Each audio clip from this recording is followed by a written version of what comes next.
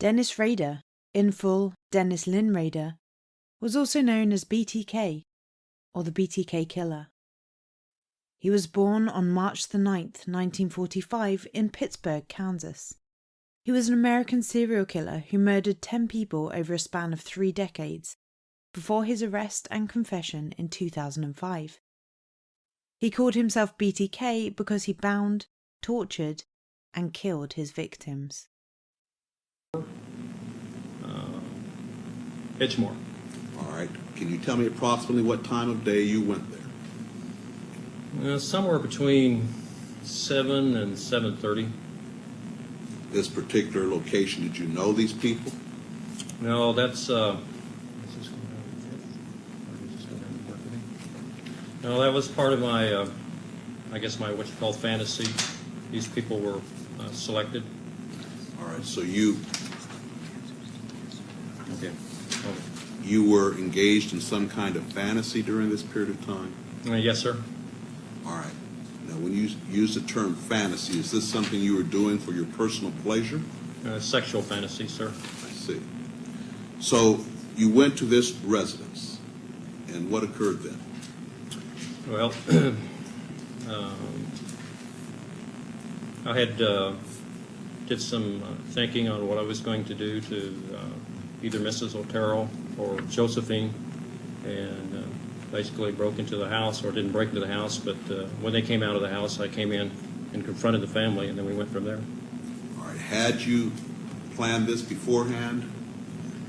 To some degree, yes. After I got in the house, I lost control of it, but it was, you know, in the back of my mind, I had some ideas what I was going to do, but I basically panicked that first day. So Beforehand, did you know who was there in the house? I thought Mrs. Otero and the 2 kids, the 2 younger kids, were in the house. I didn't realize Mr. Otero was going to be there. All right. How did you get into the house, Mr. Rader? I came to the back door, cut the phone lines, waited at the back door, had reservations about even going or just walking away, but pretty soon the door opened and I was in. All right. So the door opened. Was it open for you, or did something? I think one of the kids, I think the junior, or not junior, yes, the younger, Joseph, opened the door. He probably let the dog out because the dog was in the house at that time.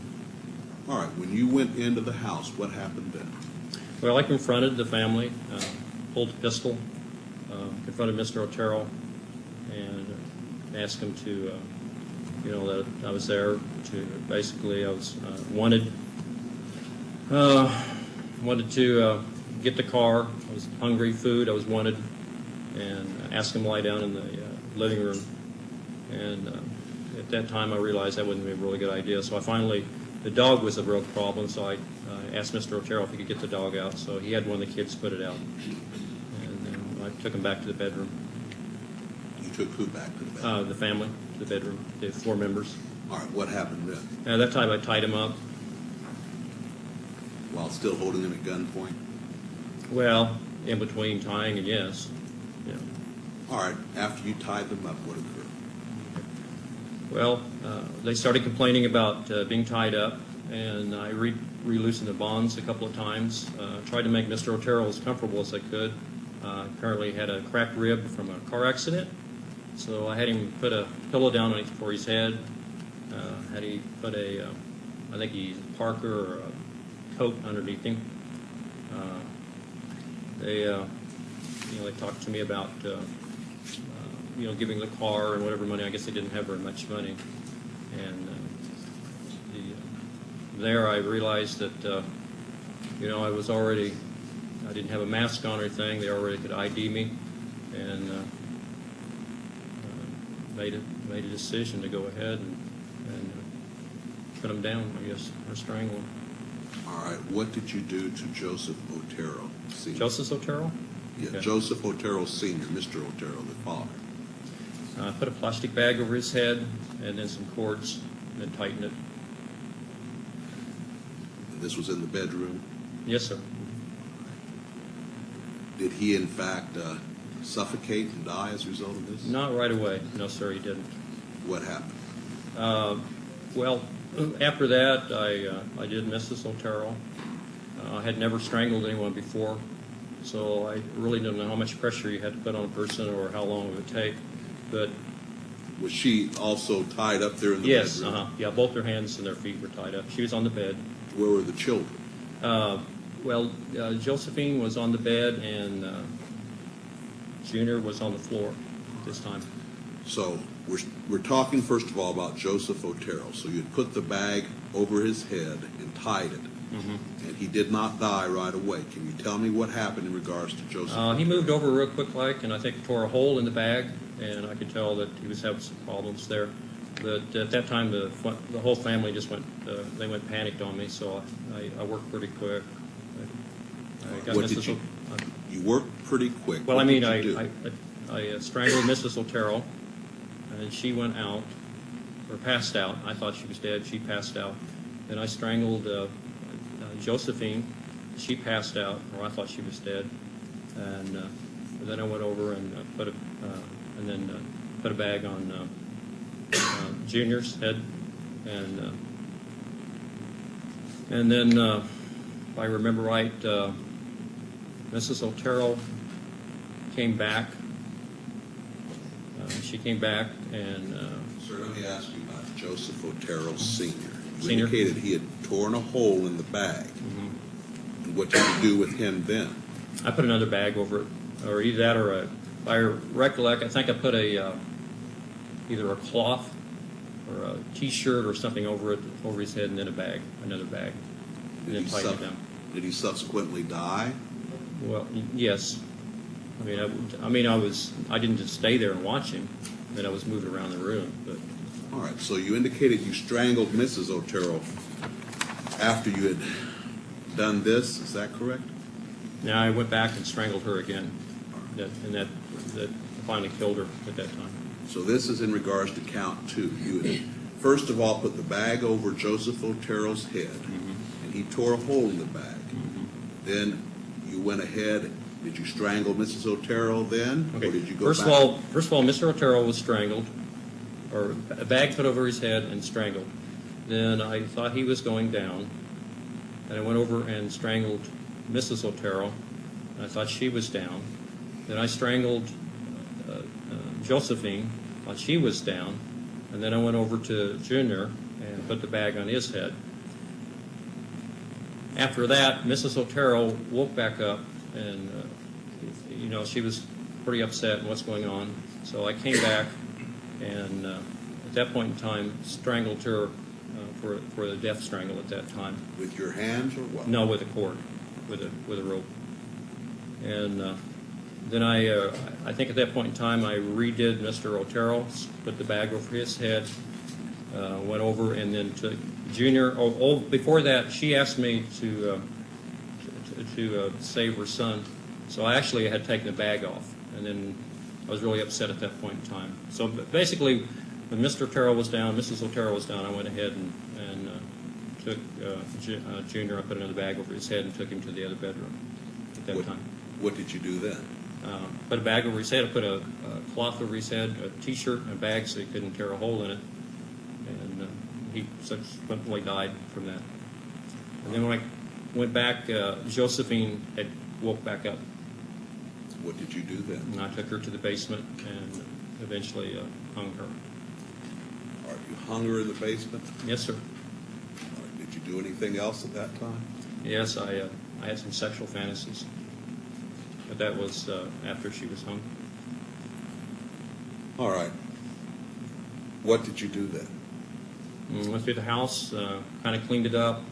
It's called the right-hand rule. You go from room to room.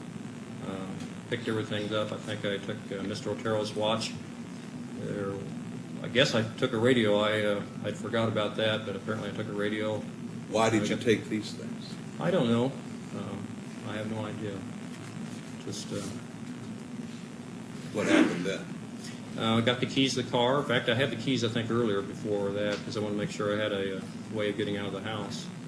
And clean the house up a little bit, make sure everything's packed up, and left through the front door.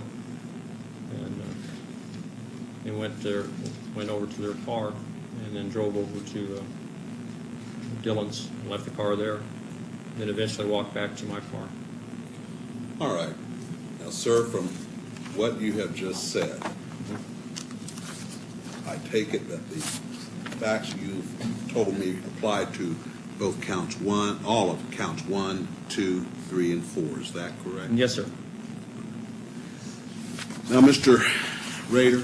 Your Honor, Yes. there's one thing that needs to be correct on that record, and that is originally, I believe, he indicated 1834 Edgemore. The address was actually 803 Edgemore. All right, but I'd ask if it occurred in Sedgwick County.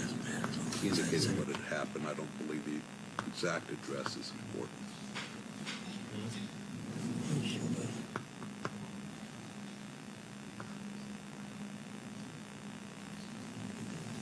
All right, Mr. Rader, we will now turn to count 5. In that count, it is claimed that on or about the 4th day of April, 1974, in Sedgwick County, Kansas, that you unlawfully killed Catherine Bright maliciously, willfully, deliberately, and with premeditation by strangulation and stabbing, inflicting injuries from which she did die on April 4th, 1974. Can you tell me what occurred on that day?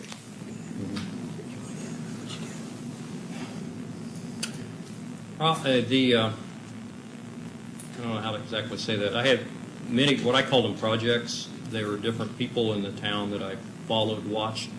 Kathleen Bright was one of the next targets, I guess, as I would indicate. How did you select her? Just driving by one day, and I saw her go in the house with somebody else, and I thought that's a possibility. There was many places in the area. College Hill, they're all over Wichita. But anyway, it just was basically a selection process. Worked toward it. If it didn't work, I just move on to something else. But my kind of person, stalking and scrolling, you go through the trolling stage and then a stalking stage. She was in the stalking stage when this happened. All right, sir. So you identified Catherine Bright as a potential victim. Yes, sir. What did you do here in Sedgwick County then? Pardon? What did you do then here in Sedgwick County? On this particular day, Yes. I broke into the house and waited for her to come home. How did you break into the house? Through the back door on the east side. All right, and you waited for her to come home. Where Yes, did sir. you wait? In the house there, probably close to the bedroom. I walked through the house and kind of figured out where I'd be if they came through. All right. What happened then? She and Kevin Bright came in. I wasn't expecting him to be there. And come find out, I guess they were related. That time I approached him and told him I was wanted in California, needed some car. Basically the same thing that I told the Turtles. Kind of ease him, make him feel better. And proceeded to, I think I had him tie her up first, and then I tied him up, or vice versa. I don't remember right now. At that Now, time. let me ask, you indicated that you had some items to tie these people with. Did you bring these items, both the Oteros into this location? The Turtles I did. I'm not really sure on the Brights. There was some, when I was working with the police, there was some controversy on that. Probably more likely I did, but if I had brought my stuff and used my stuff, Kevin would probably be dead today. All right. I'm not bragging on that. It's just a matter of fact. It's the bonds I tied him up with that he broke them. So, and that, All right. and maybe same with Catherine. It got out of hand. All right. Now, you indicated that you believe you had Kevin tie Catherine up. Tell me what happened then. Okay. I moved, after, I really can't remember, Judge, whether I had her tie him up or she tied him up. But anyway, I moved her to another bedroom, and he was already secure there by the bed. I tied his feet to the bedpost, on the bedpost, so he couldn't run. Kind of tied her in the other bedroom, and then I came back to strangle him. And at that time, we had a fight. Were you armed with a handgun at that time also? Yes, I had a handgun. What happened when you I came back? actually had two handguns. When I started strangling, either the garnet broke or he broke his bonds, and he jumped up real quick like. I pulled my gun and quickly shot him. I hit him in the head. He fell over. I could see the blood, and as far as I was concerned, I thought he was down and was out. and then went and started to strangle Catherine. And then we started fighting because bonds weren't very good. And so back and forth we fought. You and Catherine? Yeah, we fought.